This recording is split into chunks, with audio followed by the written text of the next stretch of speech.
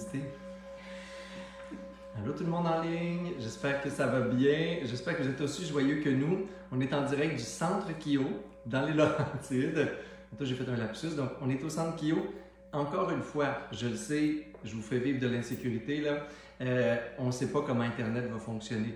Si ça ne fonctionne pas bien, il y a des gens ici qui vont me le dire. Je vais essayer de me connecter sur mon propre réseau à moi, sur mon téléphone, mais bienvenue à notre petit moment de sagesse bouddhiste et de méditation. Aujourd'hui, on est dans le week-end de Tantra avec Sophie, Kirloua entre autres, qui sont là. Et j'espère que vous allez bien. On va parler justement, parce que c'est pour eux, on est dans l'enseignement sur le tantrisme, on est dans une retraite de couple dans les Laurentides. Alors j'ai en face de moi là, des beaux visages, tout souriants, tout allumés. On a déjà dansé ce matin, fait de la méditation active, respiré, nourri notre âme avec un mantra, comme nous tous, là, tous les matins du monde. Et on a un enseignement que je veux leur partager et qu'on va partager avec vous sur la nécessité, je dirais, nécessité urgente de ramener le concept d'acceptation de soi et d'acceptation de l'autre comme condition à l'amour véritable. Alors, on est toujours sur le fil de la sagesse bouddhiste et une méditation guidée par la suite, donc à peu près 10-15 minutes d'enseignement pour bien intégrer, bien faire le travail après ça, de laisser mûrir dans l'esprit cet enseignement-là. Et aujourd'hui, on est sur le chemin de l'amour véritable, donc un amour qui est senti, qui vient du cœur. Et quoi de mieux que l'acceptation de soi et de l'autre comme sujet pour ouvrir la porte à l'amour? On va en parler dans quelques instants, mais je vois que Sophie est là, donc ça lag pas, ma belle Sophie. Les gens à la maison, vous me le dites, attention, il y a des petites coupures. Continuez à vous connecter là, pour ceux qui sont en direct, recevoir les notifications. On est déjà près de 100 ce matin. Alors, coucou tout le monde, allô Liette, coucou Julie Vallée, bon matin. Oh, petite maman d'amour, on parlait du lac Saint-Jean tantôt. Hey, maman, j'ai toute une gang, j'ai une délégation de Bleuets qui sont là, tu serais tellement contente de moi. Puis d'eux autres là, qui ont fait tout le trajet pour venir ici finalement. Alors, coucou ma petite maman d'amour, s'inquiète de moi ma maman, c'est l'automne, je travaille beaucoup. Maman, ça va bien, regarde, j'ai ma voix, je suis pas trop cernée, je suis bien accompagnée, elle est belle. Et je l'honore ma mère parce que c'est elle qui m'a montré tous les chemins de l'amour véritable. Après ça, moi je vous l'enseigne selon la tradition bouddhiste, mais ma première Tara, là, ma première Bouddha féminine dans ma vie, ça a été ma mère et toutes les femmes de ma famille. Donc je les honore infiniment. Parce que je parle beaucoup de la sagesse bouddhiste, je parle beaucoup des maîtres spirituels, mais dans mon cœur, les plus grands maîtres spirituels, c'est ceux qui, dépouillés justement d'ego intellectuel ou de tradition, ont su incarner les notions d'amour et d'acceptation. Et moi, j'ai été béni à ce niveau-là dans ma vie. Et c'est pour ça aujourd'hui, je peux vous parler de l'acceptation véritable parce que j'en témoigne, ma famille m'en a témoigné toute ma vie.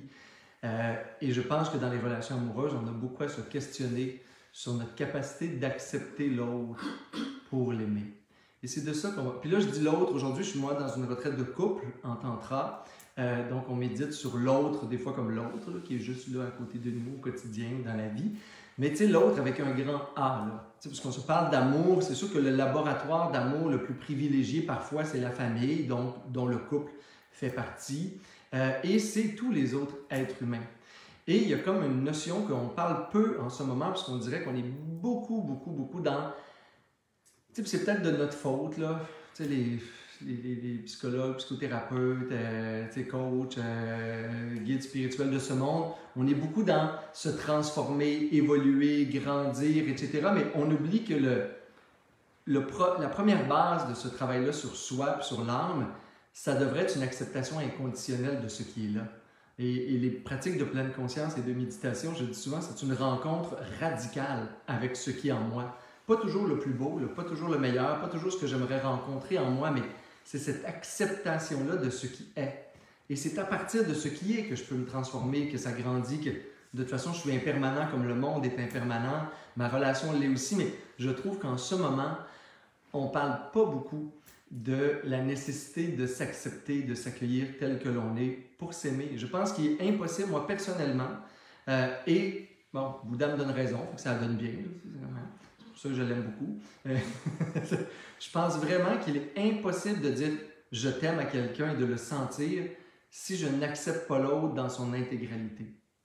C'est comme, ça ne veut pas dire qu'on apprécie toutes les facettes de l'autre, ça ne veut pas dire... Mais s'il y a toujours en arrière de notre esprit ce désir de changement, ce désir que l'autre soit autre chose que ce qu'il est, bien, ou ce fantasme, des fois, de l'autre. On le sait, dans les débuts amoureux, là. Puis, tu sais, je parle d'amour puis de débuts amoureux, ça peut être même dans nos équipes de travail, avec une nouvelle amitié. Moi, j'ai vu ça, des fois, je voyage beaucoup dans le monde, puis il y a comme une espèce d'euphorie amoureuse, de coup de foudre amoureux d'amitié, là. L'autre est parfait, extraordinaire, merveilleux. Là, tu parles de l'autre comme si c'était la première merveille du monde. Et en relation amoureuse, il y a ça au début, mais c'est pas l'autre. Tu sais, c'est ce que je projette, ce que je sens, ce que j'aimerais. C'est comme une espèce de mélange d'un peu tout ce que j'aurais besoin que l'autre soit finalement, puis je le projette sur lui, puis là je le vois, puis comme dans un miroir, là, il me reflète, hein, qu'il veuille ou pas, pauvre lui, pauvre elle, tout ce que j'attends de l'amitié ou de l'amour, d'un patron, etc. Et là, la vie continue. Et finalement, le mirage s'atténue tout doucement. Et là, l'autre, le vrai autre, se révèle. C'est imparfait, des fois impatient, paradoxal, des fois avec des oppositions. Et là, je continue, moi, à travailler pour mon fantasme ou mon mirage. Hein? Je continue à dire, oui, mais tu te souviens, tu étais comme ça quand... Mais tu n'étais pas comme ça, je t'ai vu comme ça, mais tu n'étais pas... Tu sais, tu as fait un geste comme ça, puis là, je t'ai vu que tu étais comme ça, tu sais. Il était chevaleresque au début, tu sais, il a fait un geste romantique au début, il était sensuel au début. Il l'a encore, mais il l'était pas tout le temps, tu sais, il a été comme 5 minutes, tu sais, ou sur une semaine. Fait, par définition, c'était pas sa nature ultime, tu sais, c'est comme... lui aussi était pris là, dans les hormones du début, là, finalement. Et dans nos relations d'amour, dans nos relations fraternelles et même d'amitié, je trouve qu'on est beaucoup dans une attitude de que je t'aime jusqu'à temps que tu fasses les mêmes activités que moi, que tu penses comme moi, et ainsi de suite. Et ce que j'aime moins de toi, mais je l'évite ou je le fuis. Mais dans le couple et dans la famille, c'est difficile. Je peux pas comme fuir l'impatience de mon troisième enfant ou le cynisme de l'autre ou le fait qu'il y en a un autre qui est plus isolé ou introverti. Dans les relations amoureuses, au sens large, mais aussi intime, il y a ce défi-là, puis on le dit, c'est un défi, mais moi, je suis certain que notre degré d'acceptation de l'autre, et même, je dirais, de soi avec l'autre, et notre degré va donner, à quelque part, l'élan sur le degré d'amour véritable. Parce que si j'aime uniquement ce que je projette de l'autre, mais ce qui n'est pas, j'aime personne, je veux dire, c'est pas l'autre que j'aime, c'est un fantasme. Et si j'aime l'autre en attente ou en condition des changements futurs qu'il me promet, que moi je me promets de vivre, on va devenir ça, tu vas devenir ça, je vais corriger ça, je te promets telle affaire, finalement mon amour est conditionnel. Entendez-moi bien, quand j'attends quelque chose de l'autre et que je ne suis pas capable de l'accepter tel qu'il est, comme un être impermanent là, en plus, là, ça change cette affaire-là, tu débites en changement tout le temps, là, les êtres humains, l'autre aussi. Si je ne suis pas capable de réajuster mon amour dans quelque chose qui est une acceptation quasi inconditionnelle, mon amour est toujours conditionnel à un changement, à une promesse, à une nouvelle attitude, à ce que l'autre devrait être, à ce qui était au début, ce que j'attends qu'il redevienne, et ainsi de suite. Puis je ne vous dis pas qu'on ne redevient pas. Des fois, on se perd dans la vie. On perd, on ne se nourrit plus, on devient fatigué, on devient nous aussi déprimé ou cynique sur le monde, ou on se coupe de notre amour parce qu'on devient très cérébral. Il y a plein de fluctuations. Mais je dis que l'amour, du moment qui ne peut s'actualiser qu'au moment présent, elle est là le jour où j'accepte l'autre tel qu'il est devant moi. Parce que je ne peux tomber en amour qu'avec la vérité. L'amour, c'est un sentiment vrai. Fait que si mon sentiment il est conditionnel, c'est un fantasme, ou il est relié au passé, il n'est pas vrai. Puis on le sent. Des fois, on dit je t'aime, puis on ne le sent pas. Moi, je suis un peu plate dans la vie ou radical. Si tu me dis je t'aime, puis tu ne le sens pas, j'aime mieux que tu ne me le dises pas, puis je vais même te faire un reflet des fois. Je suis comme ça. Je ne le sens pas ce que tu me dis là en ce moment. Des fois, c'est... là, tu le sens, l'autre, il t'aime, ça lui paraît dans les yeux. Mais le je t'aime juste par... je n'ai pas besoin d'être sécurisé. Là. Tu sécurises toi pas non plus. Si tu le sens pas, dis-le pas. C'est correct qu'on ne le sente pas toujours de façon égale. Puis c'est correct que des choses, des fois, vont nous achaler de l'autre. Puis pour se sécuriser, on va dire non, mais je t'aime. Non, mais c'est plus j'ai envie de t'apostropher. C'est pas vrai que le je t'aime est omniprésent. Là. Fait, on peut être vrai. Parce que l'acceptation de soi, c'est ça. C'est aussi naviguer à travers les fluctuations amoureuses. C'est comme... C'est pas l'harmonie à tout prix. C'est l'harmonie, c'est la vérité à tout prix. Parce que des fois, pour être un couple harmonieux, pour être un couple tranquille, on va devenir un couple hypocrite. Puis l'hypocrisie, c'est ce qui est faux. Puis le faux, ça tue l'amour. Parce que l'amour, c'est vrai. L'amour, c'est ce qui est dans le cœur. L'amour, c'est ce qui est là quand l'autre est imparfait, quand l'autre est désagréable, quand l'autre fait le contraire de ce que j'aimerais qu'il fasse. Mais je l'aime, je souhaite son bonheur. Parce que c'est ça l'amour, c'est toujours ça l'amour versus l'attachement. L'amour, c'est chérir l'autre, souhaiter le bonheur de l'autre. Puis l'attachement, c'est souhaiter que l'autre me rende heureux. C'est le chemin inverse de l'amour. Donc, sur la même ligne, mais à l'opposé. Plus je suis en attachement, moins j'aime. C'est plate, je ne dis pas des bonnes nouvelles nécessairement. Peut-être que vous êtes en introspection, vous dites « Oh my God, j'en attends beaucoup de l'autre avant de l'aimer des petits bouts. » Ben yes, ça veut dire que j'ai plein de chemins de travail à faire sur moi et ma qualité d'amour. Et l'autre aussi, probablement. Donc, on regarde ça, puis on se dit, OK, plus je vais être capable d'accueillir l'autre, de l'accepter, puis de l'aimer tel qu'il est, plus je vais être dans l'amour véritable. Fait que là, vous m'écoutez, vous êtes quasi 200 ce matin, peu importe.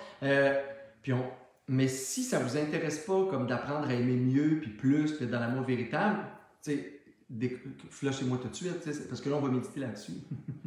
Et si vous n'avez pas cette vraie motivation-là, vous allez juste faire une méditation intellectuelle. Il n'y aura pas de descente dans le cœur. Puis ce matin, le sujet, c'est un sujet qui devrait faire vibrer le cœur. Qui devrait en dedans faire « wow » ou faire « ah oh, yes, ok, moi je veux vraiment ça, je veux vraiment t'aimer. Je veux apprendre le sens de l'amour à travers toi. » Et c'est ça la promesse du couple sacré, du couple tantrique, de l'amour au sens spirituel. C'est je suis malhabile, je ne le sais pas, je suis imparfait comme être humain, en apprentissage moi aussi, mais je veux fondamentalement apprendre et permets-moi d'apprendre à t'aimer et à t'accepter exactement, mais exactement comme tu es. Et savez-vous ce que ça fait à l'autre, puisque ce qu'on fait mutuellement? Bien, dans ce temps-là, on se redonne la dignité.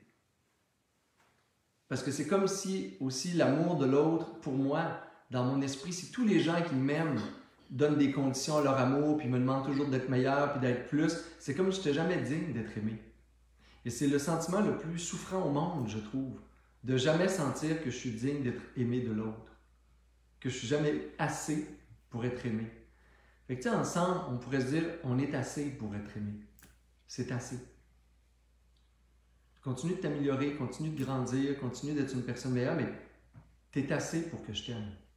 Tu n'as pas toujours besoin d'être plus. On est un peu névrosé de la performance amoureuse aussi. C'est pas normal que sexuellement, amoureusement, relationnellement parlant, on se donne autant de pression. On tue l'amour. Parce que ce que ça fait, c'est qu'à toutes les fois qu'on se met de la pression, puis qu'on met un idéal qui n'est pas atteignable peut-être, ou qui est en chemin, mais qui n'est pas ça, la réalité du moment, bien on dit tant que c'est pas ça, on s'aime pas. Tu sais, c'est pas ce que je veux que tu sois pour moi, c'est pas la relation. Fait que j'attends ça pour t'aimer, j'attends ça pour être heureux avec toi. L'autre n'a jamais l'impression d'être assez. Puis nous non plus, on n'est jamais assez pour recevoir. Quand je parle de l'acceptation de soi, c'est ça. C'est aussi, moi je suis assez pour être aimé. Puis je pense que c'est le début de notre méditation, c'est ça. C'est premièrement, là, être en évolution, être en conscience, c'est merveilleux, c'est fantastique, c'est probablement l'histoire de la vie humaine. Mais en ce moment, je peux aussi me dire, dans ma progression, mon apprentissage et mes guérisons multiples, je suis digne d'être aimé. Et moi, le moment est là, puis elle m'écoute, mais ma mère, dans toutes mes imperfections, puis Dieu sait, là, si un jour je fais une biographie, ils vont aller la voir, vous allez tout savoir. Mais, ça n'a pas été facile. Vous voyez, de toute façon, je suis un peu déjà hors norme. Ça a toujours été le cas et j'ai toujours été intense et extrémiste dans mes choix et mes modes de vie. Donc, ma mère, elle m'a vraiment appris, et ma grand-mère aussi, puis ma sœur, qu'ils n'ont pas besoin de me comprendre pour m'aimer. Et ça, c'est le plus grand cadeau que j'ai eu dans la vie. Je suis, moi, un mystère. T'sais, comme vous l'êtes souvent les uns pour les autres. Mais des fois, on est encore plus éloigné du mode de vie, du mode de fonctionnement, du style de communication que les autres ont. Et ils doivent constamment réaffirmer ou pas leur amour pour nous dire « Moi, ma mère, elle venait me chercher dans mes grottes noires et obscures et elle était là. » Puis des fois, elle ne venait pas me chercher, elle attendait à la sortie. Parce qu'elle a appris aussi que si elle me tirait de mes moments à l'adolescence ou dans ma vie, fait que l'autre aussi en relation amoureuse, elle m'a probablement tout appris de la relation humaine et de l'amour au sens pur. Là. Être là quand l'autre n'est même plus là pour lui-même. Même quand l'autre s'est trahi et s'est abandonné lui-même, je t'aime. C'est la seule façon qu'ensemble on peut retrouver notre dignité d'être aimé. C'est s'il y a quelqu'un autour de nous qui nous revoit, qui nous renvoie ce miroir-là d'amour. Notre travail, c'est d'être ça pour l'autre. Puis tant mieux, tant mieux, my God, si dans la vie on rencontre des gens qui font le même travail que nous, qui veulent apprendre à aimer au sens pur, au sens véritable. Et c'est notre méditation du moment. Alors je t'invite à prendre une belle posture de méditation.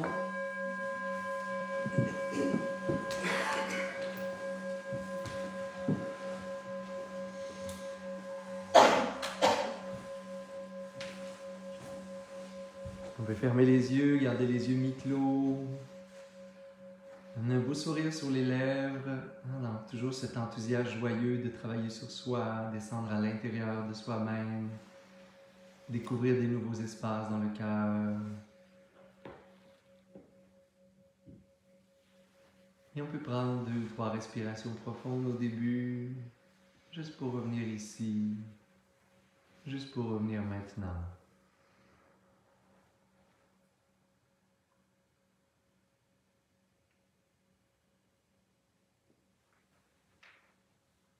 C'est d'amener l'inspiration jusqu'à gonfler le ventre.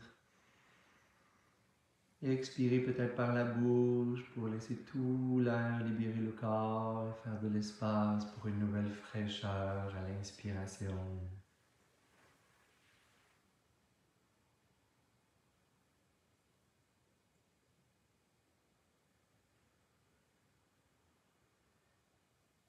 Gardant ce léger sourire sur les lèvres, on peut donner la permission au corps de se détendre et relâcher les tensions. Parce qu'on le mérite bien d'être détendu, d'être plus confortable. Et on prend un temps pour également accepter et accueillir le corps tel qu'il est en ce moment. Si je pouvais tourner mon regard sur mon corps, avec peut-être sa fatigue, peut-être ses tensions, ses blessures, et sans nécessairement intervenir ou bouger, faire bouger mon attitude intérieure, ma posture intérieure. Où je regarde ce corps et tout ce qu'il est, juste ce qu'il est en ce moment, avec bienveillance et amour, sans lui en demander encore plus.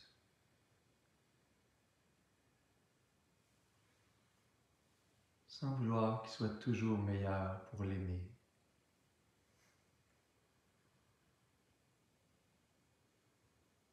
Je l'aime comme il est en ce moment.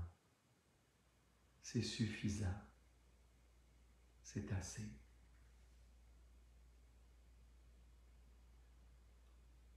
Mon corps est digne d'être aimé en ce moment par moi-même.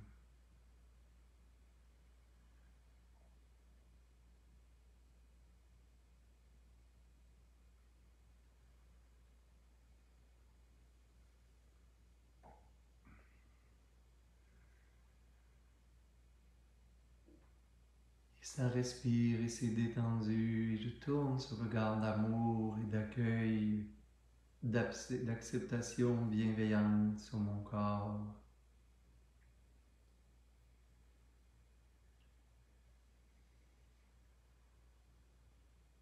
Qui permet à l'amour véritable de naître.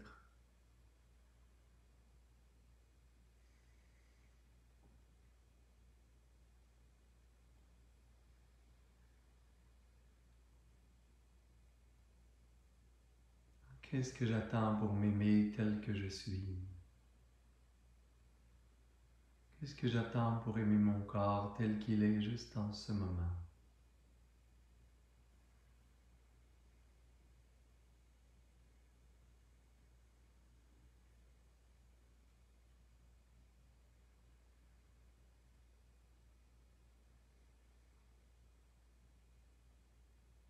Et est-ce que ces raisons qui limitent l'amour sont plus importantes que l'amour?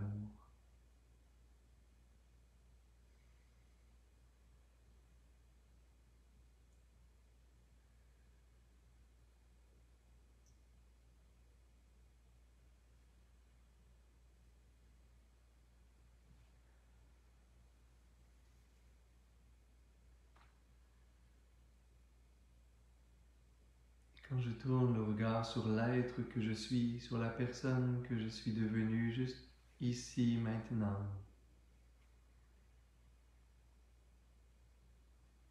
est-ce que je suis capable de me voir, me rencontrer, m'accepter tel que je me manifeste en ce moment, dans ma vie?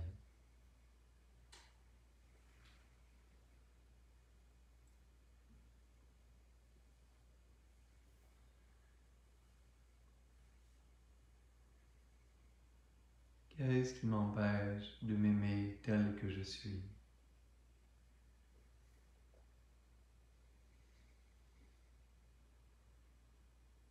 Quel jugement, quelle croyance, pensée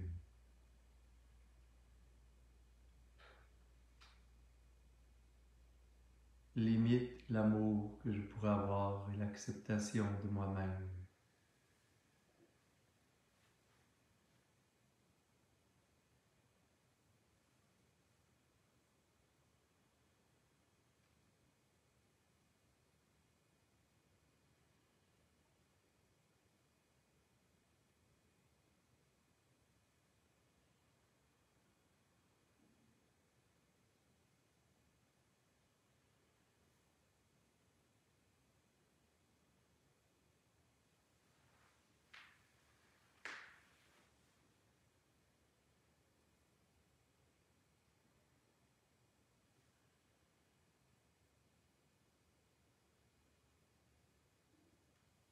Et qu'est-ce que j'attends pour m'accepter et m'aimer tel que je suis?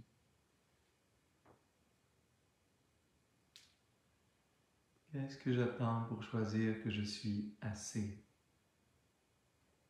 C'est assez.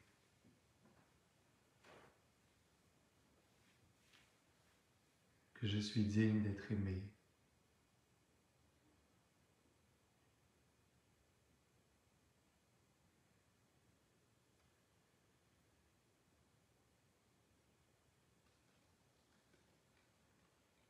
Et je choisis d'explorer cet amour sans condition pour moi-même, mon corps, la personne que je suis.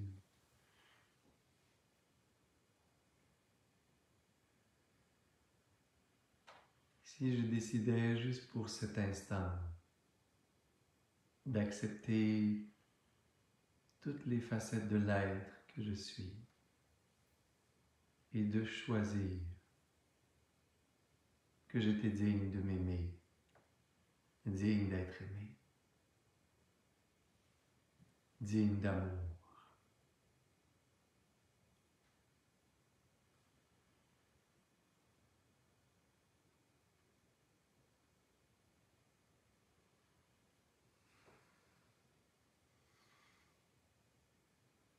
Et je peux me rappeler le regard de certains êtres qui m'ont aimé avec cette qualité d'amour ou m'ont appris à certains moments de ma vie, me rappelant ma dignité d'être aimé, même dans les moments de souffrance, même dans les moments où je m'étais trahi ou perdu. Dans leur regard, j'ai retrouvé ma dignité.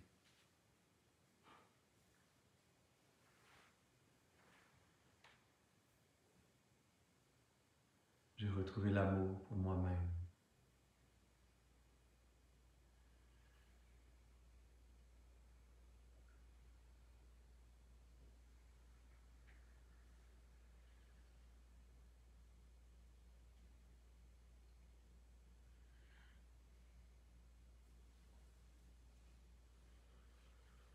J'essaie d'avoir la même qualité de regard et de cœur pour moi en ce moment.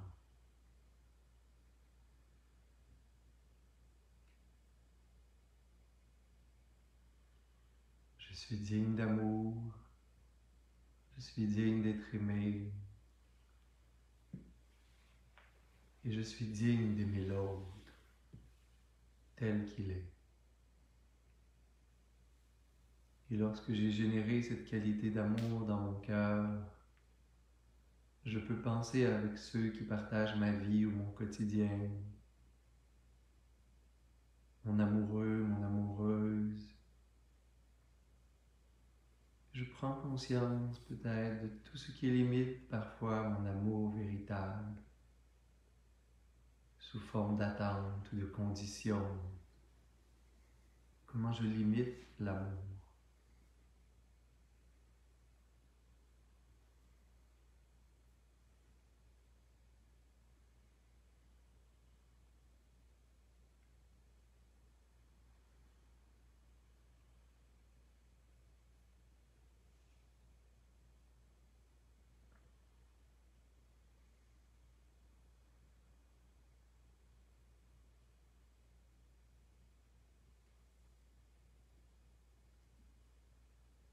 Chaque condition, chaque attente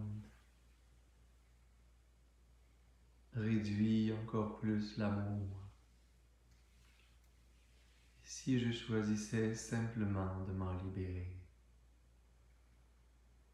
si je choisissais d'être ce miroir d'amour pour l'autre,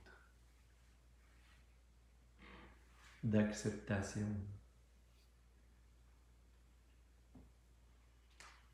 au-delà de mon ego, de mes besoins, de mes attentes, si juste pour cet instant,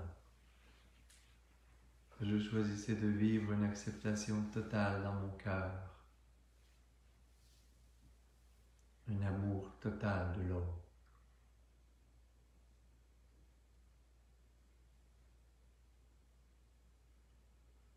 Je pense ou j'imagine cette personne, je libère dans mon cœur cette qualité d'acceptation et d'amour infini, juste en ce moment.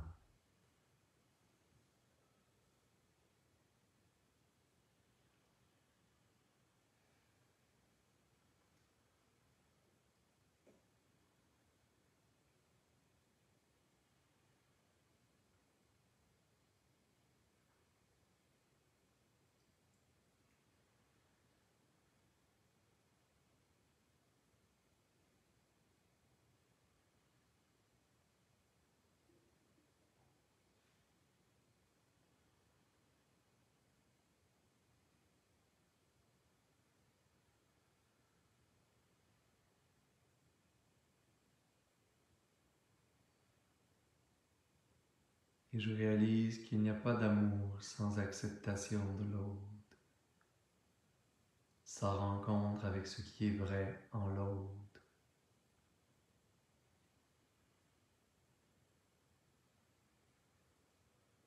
Que si je veux aimer, c'est dans le présent, et c'est avec l'autre tel qu'il est que je peux actualiser l'amour. Et je choisis de regarder l'autre tel qu'il est. Et je choisis de l'aimer.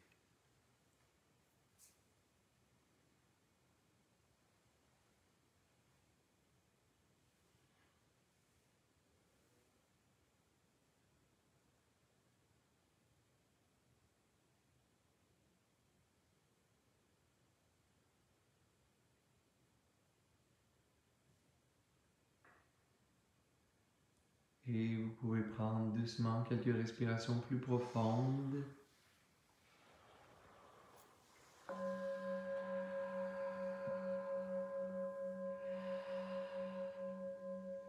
Relâchez doucement votre objet d'attention.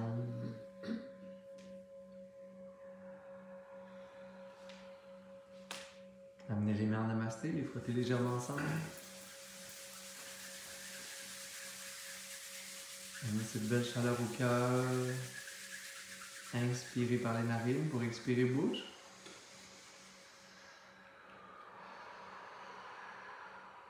Et inspirez pour faire vibrer l'autre.